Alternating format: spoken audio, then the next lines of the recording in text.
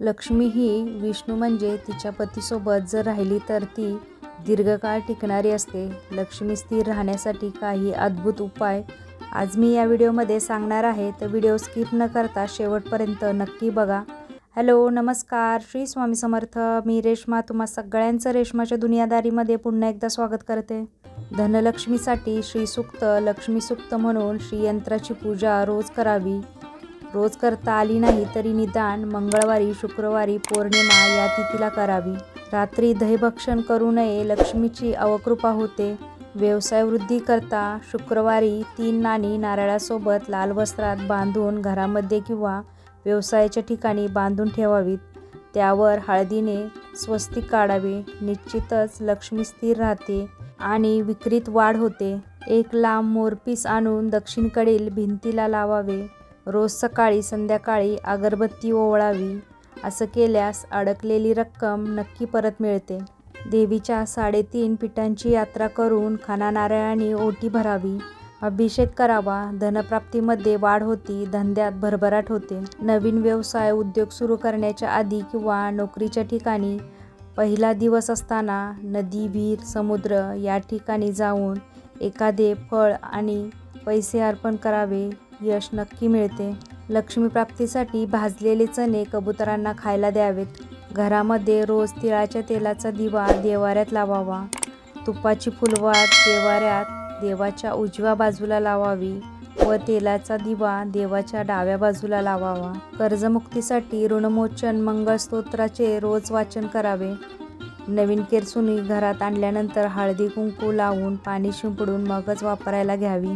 घरातील तिजोरीचा रंग काळा, निळा किंवा लाल नसावा. कोणतीही नवीन वस्तू घरी आणल्यानंतर घरात देवापुढे ठेवूनच मग ती उपयोगात आणावी.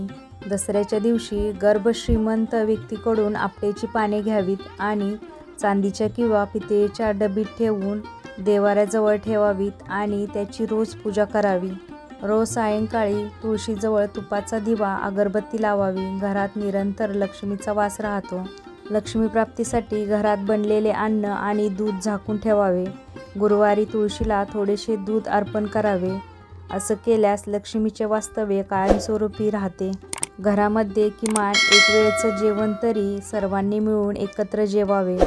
जेवताना वादविवाद करू नये. पैशासंबंधित कामासाठी निघताना उजवा पाय घराबाहेर टाकून निघावे. मंदिरात लाल फूल वाहून समोर आलेल्या अपंग किंवा भिकाऱ्यांना पैसे देऊन पुढे कामासाठी जावे. असं केल्यास यश नक्की मिळते. लक्ष्मी प्राप्तीसाठी लक्ष्मी अष्टक मंगळवारी किंवा शुक्रवारी वाचावे. सोबतच विष्णूंची उपासना देखील करावी, म्हणजेच रामरक्षा स्तोत्र किंवा विष्णू सहस्त्रनामावली देखील वाचावी. दर शुक्रवारी लक्ष्मीची पूजा करून साखर फुटाण्यांचा नैवेद्य दाखवावा आणि मग प्रसाद म्हणून वाटावा. लक्ष्मीला आवडते पदार्थ चढवावेत, जसे की डाळिंब, पेठा, पेढा नैवेद्य दाखवून सर्वांना वाटावा. लक्ष्मी ही चंचल आहे, म्हणूनच सरस्वतीची उपासना करावी. तिच्या पाठी लक्ष्मी येतेच आणि ती चिरकाल स्थिर राहणारी असते. आता कलियुग आहे, जिथे सामदाम दंडभेद नीती या राहूच्या तत्वावर सर्वजण चालतात, परंतु केतू म्हणजे अध्यात्म आणि शांती या तत्वावर चालण्याचा प्रयत्न करावा. जिथे नीतीने पैसा कमवला जातो तिथे लक्ष्मी स्थिर राहते आणि चिरकाल टिकते. घरातील स्त्रीवर्गांचेच म्हणजे आई, बहीण, पत्नी या सर्वांना खुश ठेवण्याचा प्रयत्न करावा. असं केल्यास लक्ष्मी खुश होईल आणि लक्ष्मी तुमच्या घरामध्ये चिरकाल टिकून राहील. तर तुम्हाला हा माहितीपूर्ण व्हिडिओ कसा वाटला नक्की मला कमेंट करून सांगा. जर व्हिडिओ आवडला तर व्हिडिओला लाईक, शेअर, सबस्क्राईब करा. पुन्हा भेटूया आपण उद्याच्या नवीन व्हिडिओसोबत. तोपर्यंत सगळ्यांना श्री स्वामी समर्थ. जय जय स्वामी समर्थ.